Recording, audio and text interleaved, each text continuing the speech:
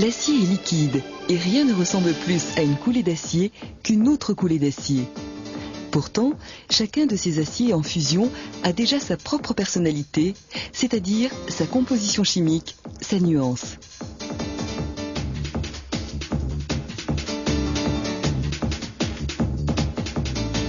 On part de minerai de fer que l'on transforme d'abord en fonte liquide. On convertit ensuite cette fonte en acier liquide. Le principe est le suivant. Le minerai de fer est préparé dans une usine d'agglomération, puis fondu dans un haut fourneau avec du coke. C'est du haut fourneau que l'on obtient la fonte. Cette fonte passe dans un convertisseur. C'est alors que l'on obtient l'acier liquide. Un acier qui est ensuite affiné et mis à la nuance exacte commandée par le client. Le composant principal de l'acier, c'est le fer.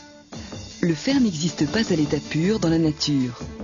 On part donc du minerai de fer. Le minerai de fer est une roche qui contient parmi d'autres minéraux une forte proportion d'oxyde de fer, c'est-à-dire du fer qui est combiné avec de l'oxygène, et pour extraire le fer de son minerai, il faudra séparer le fer de l'oxygène et éliminer les autres minéraux. Mais avant, on va préparer le minerai sur la chaîne d'agglomération. Sur la chaîne d'agglomération, le minerai est broyé, calibré, puis cuit. On obtient ainsi une sorte de gâteau poreux et rigide qui est formé de grains agglomérés, agglutinés. C'est cet aggloméré concassé que l'on va faire fondre dans le haut fourneau à très haute température avec du coke. Le coke est un combustible puissant fabriqué à partir du charbon.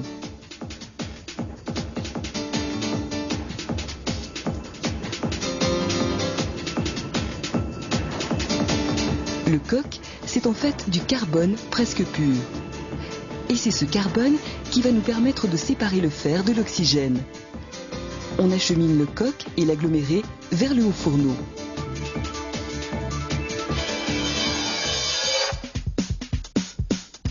Le haut fourneau est un des éléments les plus impressionnants du complexe sidérurgique.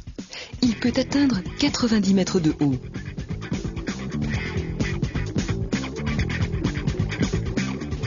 Le minerai aggloméré et le coke sont chargés en couches alternées dans la partie supérieure du haut fourneau. La proportion est de 5 doses de minerai pour une dose de coke et chargement et dosage sont automatisés. Dans le bas du haut fourneau, on insuffle de l'air chaud à presque 1200 degrés. Cela provoque la combustion du coke qui va entraîner la fusion du minerai. Dans le haut fourneau, l'union entre le fer et l'oxygène est brisée par le carbone qui a une très forte attirance pour l'oxygène. Ainsi, grâce au carbone contenu dans le coke, on a isolé le fer. À la sortie du haut fourneau, on recueille de la fonte liquide à 1500 degrés. La fonte est un mélange de 96% de fer et de 4% de carbone. Ce carbone provient de la petite part de coke qui n'a pas brûlé. Un acier ne contient pas plus de 1% de carbone. Ainsi, à la sortie du haut fourneau, on est encore à plus de 4%. Ce n'est pas encore de l'acier, c'est de la fonte.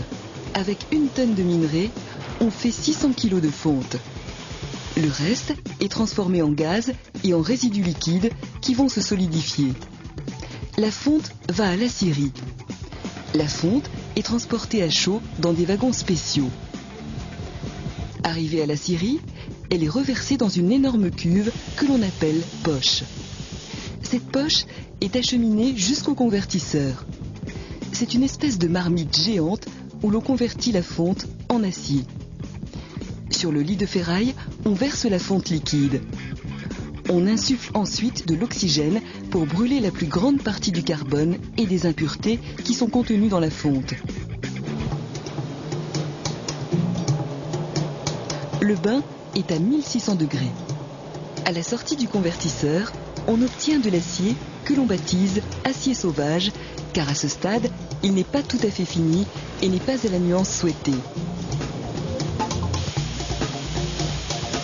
Ainsi, dans l'acier sauvage, il reste une petite proportion de carbone qui est encore trop importante pour certaines nuances d'acier. C'est ainsi, à la station d'affinage, que l'on décarbure, c'est-à-dire qu'on enlève le carbone excédentaire. Pour décarburer l'acier sauvage, on injecte dans l'appareil de l'oxygène et de l'argon. Le carbone est évacué à la partie supérieure sous forme gazeuse. Ensuite, on ajoute les composés chimiques correspondant à la nuance commandée. Selon le cas, cela pourrait être du magnésium, du silicium, du chrome, du nickel ou d'autres éléments.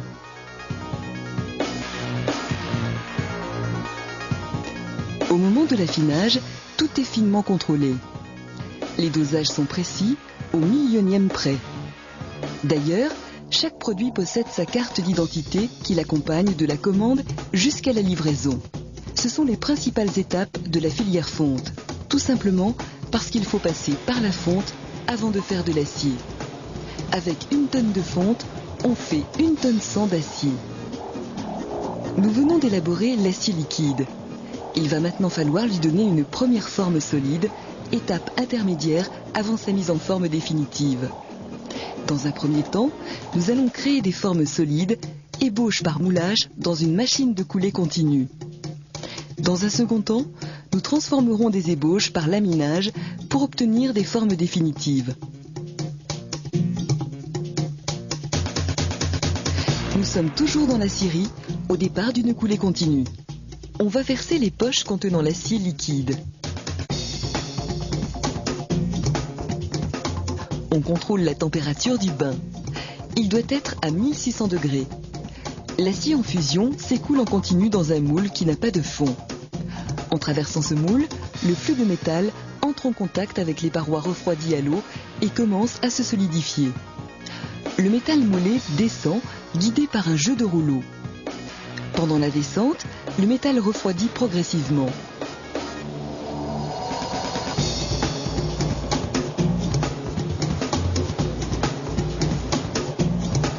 Lorsqu'il arrive à la sortie, il est solidifié à cœur. Le produit est immédiatement sectionné à la longueur souhaitée. Ainsi, on obtient une ébauche de section rectangulaire que l'on appelle brame. Cette brame va servir à fabriquer des produits plats, c'est-à-dire des brames ou des tôles en bobine ou en feuilles.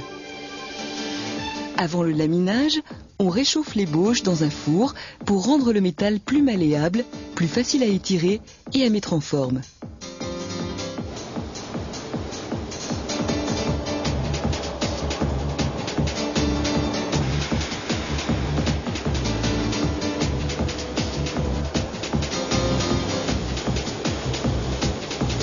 L'ébauche qui vient de réchauffer passe entre les cylindres du laminoir. Ces cylindres tournent en sens inverse. Le laminage se fait par étapes d'écrasement successives et progressives. L'ébauche se comprime et s'allonge. Avec une ébauche plate de 10 mètres de long, on va faire une bande de tôle de plus d'1 kilomètre qui sera bobinée pour en faire un coil.